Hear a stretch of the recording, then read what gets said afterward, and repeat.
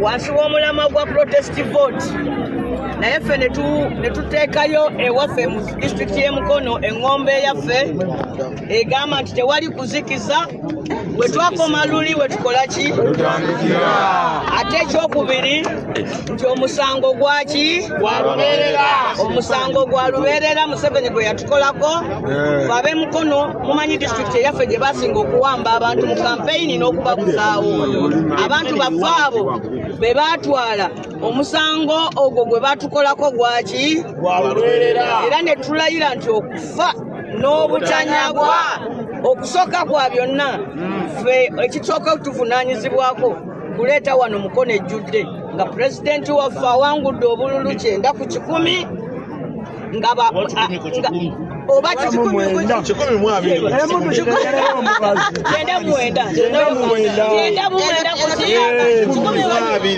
ate twagala tuve Mukono.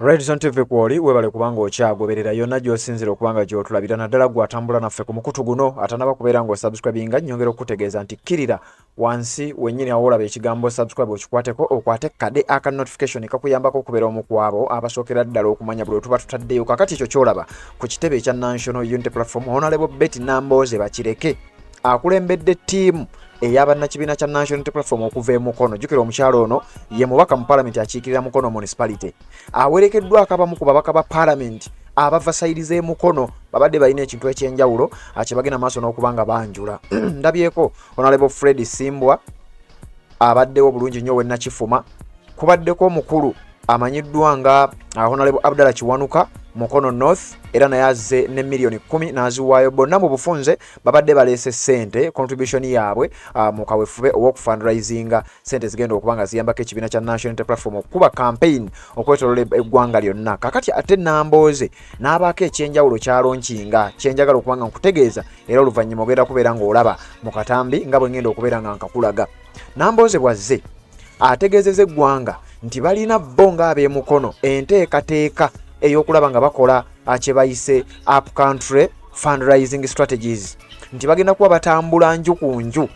Gwakkiriza nti oli munnakibiina kya NUP, akkiriza nti wandyagadde okulaba nga His Excellency Robert Kyagulanyi Ssentamu n'ekibiina kya NUP nga bakwasaganya bulungi campaigns mu kalulu ke tugenda mu mwaka 2026. Nambooze agamba bagenda kugenda nju ku nju balabe nga waakiri abantu ba bulijjo abatasobodde kujja ku kitebe oba oliawo nabo babaako ka contribution kaabwe akatonotono ke bawaayo ate era ne katuuka mu nsawo ey'ekibiina kya National Unity Platform. Kakati mu kaweefube ono olunaku olwaleero lwatongozza enteekateeka eno era n'ategeeza nti ng'ennaku z'omwezi 9 omwezi guno gwennyini ogw'omunaana next week Nambooze ne ttiimu ye wiiki eri lwe bagenda okutandika okutambuza ensonga yaabwe era bino abyogedde n'amala n'akwata million 10 n'agamba ye ng'omubaka kazikwate abeere ng'asobola okuziwaayo nga contribution ye mu kibiina ekya National Unity Platform era ng'agituumye promote His Excellency Robert Kyagulanyi Ssentamu era nti mu kitundu kyo mwennyini mw'osinziira gw'atasobola oba atalina busobozi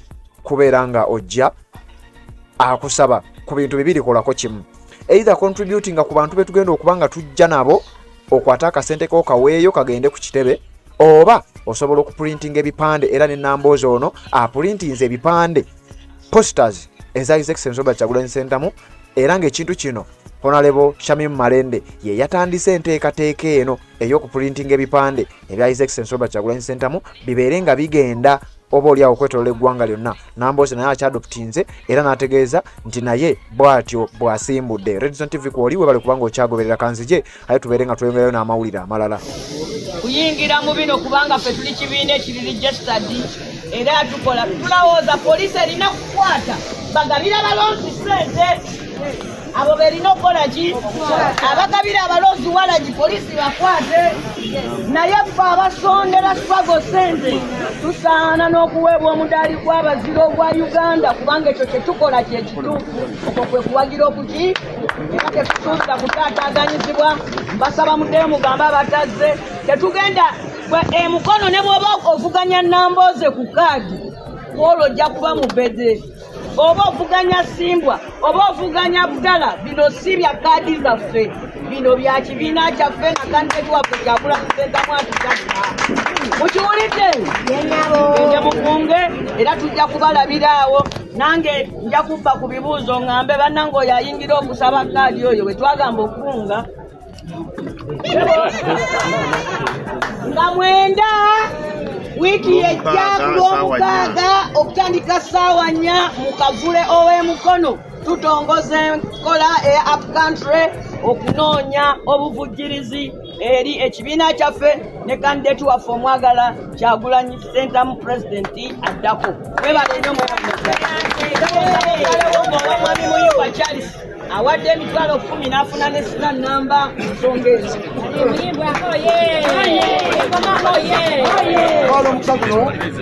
Okukwasa mwami Muyimba Charles satifikeeti ya mitwalo 10. Bwetumalo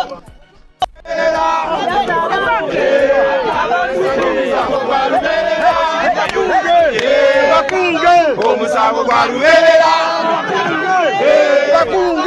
omusango gwa lubeerera omusango gwa lubeerera omusango gwa lubeerera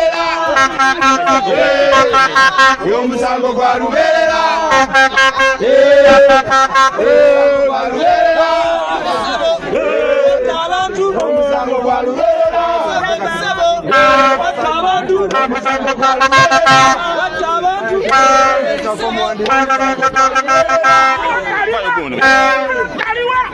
ab'Emukono bekozeemu omulimu batandise campaign ey'okutimba ebipande ku buli muluka.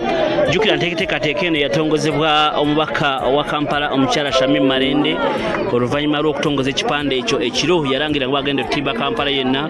So olunaku olwaleero n'Emukono ng'ekulembeddwamu omubaka Honorable Bakireke Betty Nambooze bw'atyo avuddeyo ne bateeka ekipande kino mu maaso g'abawagizi baabwe ne basayininga ababaka ab'enjawulo okubadde Honorable Betty Nambooze, okubadde Honorable Muyanja, okubaddeko Honorable Simba Fred, okuba ali Munakifuma, okubaddeko n'abalala bangi nnyo. Enteekateeka eno baga nti buli muluka bajja kuteekayo ebipande bino basobole okuba nga babisayiningaho ng'akabonero ak'okukakasa nti bo beeteefuteefu okuba nga batwala nakyemalira okuvannyuma lw'okuba obwanguzi bw'omukulembeze waffe His Excellency Robert Kyagulanyi Ssentamu mu kalulu aka 2020. Bagamba nti ekimala kimala mu kayimba ako Honorable Betty Nambooze kayimbaga nti wata abantu musango gwa lubeerera bweweegaana struggle oba okoze omusango gwa lubeerera abatunda struggle oba okoze omulango gwa lubeerera buli nsobi yonna gy'okola akaseera kano oba okoze omusango gwa lubeerera Honorable Betty Nambooze teri kusonyiwa. So y'embeera eyo nga bw'olaba netukusobola kwerabira nti enteekateeka eno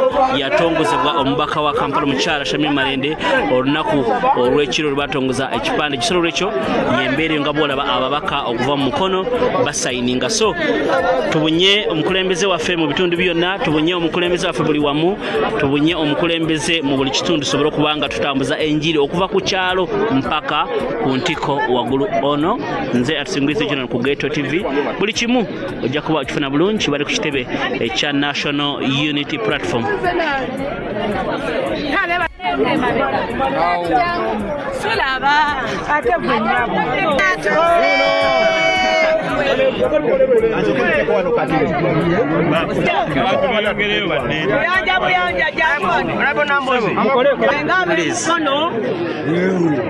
Twatandise campaign eyaffe wansi w'omulamwa gwa protest vote, naye ffe ne tuteekayo ewaffe mu disitulikiti y'Emukono eŋŋombe yaffe egamba nti tewali kuzikiza. Bwe twakoma luli we tukola ki? Ate ekyokubiri nti omusango gwaki? Gwa lubeerera.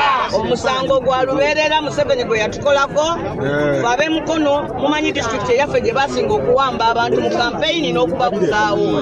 Abantu baffe abo be baatwala omusango ogwo gwe batukolako gwaki? Gwa lubeerera. Era ne tulayira nti okufa n'obutanyagwa okusooka kwa byonna ffe ekisooka okutuvunaanyizibwako kuleeta wano Mukono ejjudde nga pulezidenti waffe awangudde obululu 9 ku 10 oba 19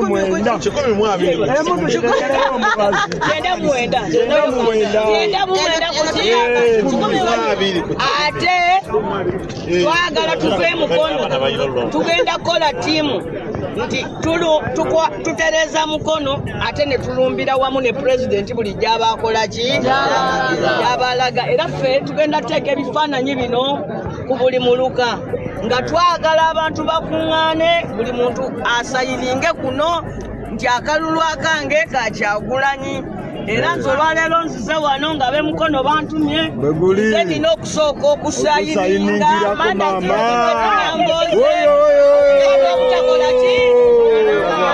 obutakola ki Museveni omusango gwe yazza gwaki agitaddeko agiguddewo maama nga z'obufumbo olina omwami naye ng'akutawanya olina omukyala ng'akutawanya bajja ne bakwagalako ne bagenda gwe alina ebizibu mu byenfuna nga sente zikuyita mu ngalo wooteeka sente zifa bufi b'owola tebazza gwe aloota ng'ogwa mu nnyanja gwe alumizibwa omutwe nga guganja okuwona naawe aloota ng'ebintu bikozesa ensonga z'obufumbo nina ekifo ku mugga awali amayinja wennyambulirako ebisiraani ekikwa ekifiiriza omudibo obutaganja obutaweebwa nzijanjaba abantu ab'enzikiriza zonna nsiŋŋaanibwa njeru ku lw'ejjinja gwanjagala